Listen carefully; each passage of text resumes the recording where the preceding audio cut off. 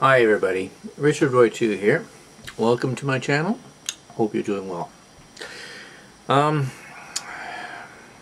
series of ideas that I've been exposed to recently have brought me to a certain plateau in regards to discrimination. You know, it's kind of funny. You behave in certain ways, and you don't always understand the way you behave or why you behave that way. And there was something that happened recently that made me come to an understanding of why I feel a certain way towards a certain group of people that I didn't really fully understand before. Recently, a few little exchanges between myself and M. Hemsley, who had put up a video about affirmative action, and further discussion with the Naked Atheist on the same topic. And then a radio show on the CBC where this lady had said something that really kind of drew a bunch of ideas together. It made me understand another element of myself that I didn't really understand before. When it comes down to, well, this lady had said, and I heard her listening to her, and forgive me if it's not a quote, it's more like a paraphrase, but she had said something to the effect that if someone looks at me and is colorblind and doesn't see a person of color, then they are not seeing all of me.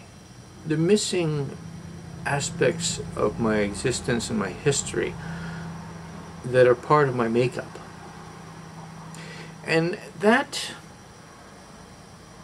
idea clarified something for me. It's something I generally felt towards a lot of people, black people, Hispanic, whatever the case may be, anybody who spoke another language, because I see a large number of people with prejudices towards other people, usually minorities, and it is the idea of discrimination in an inappropriate fashion, whether it be towards people of a different language or people, I should say, people, let's say, of a minority language, of a minority color, of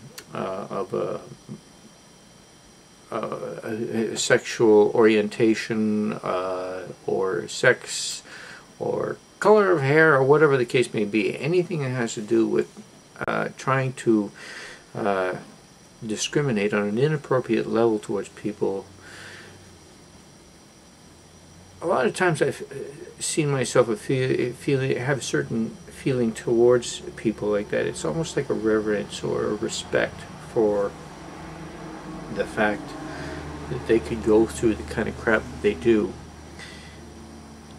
and be able to handle it. I don't know if I have the strength of character to be able to handle that kind of discrimination, or that kind of treatment. But think about it yourself. Put yourself in that position and think about how would you react if you were one of those minorities. I mean, black people. I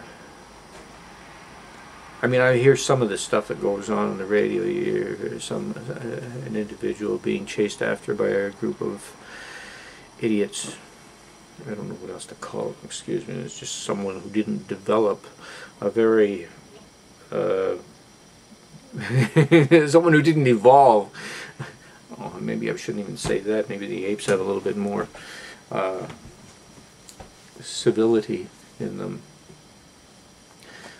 But somebody destroying another person's life, I must say this. It's a plateau I've reached right at this time. It's an ongoing sort of process. I've already put another video up regarding discrimination, and this is kind of like another plateau I've come to. And right now I'd just like to say this to all those minorities. My hat's off to you. In great respect for the courage that you show and the ability to put up with the kind of crap that people put you through, and the battle that you have to go on throughout your life.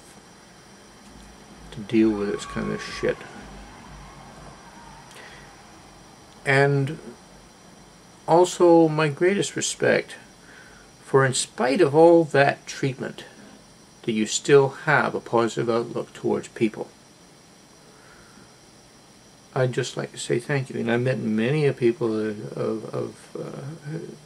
many other minorities who seem to still have this kind of positive outlook towards other people, and they're really I can't help but feel somewhat in awe for those people to still be able to do that.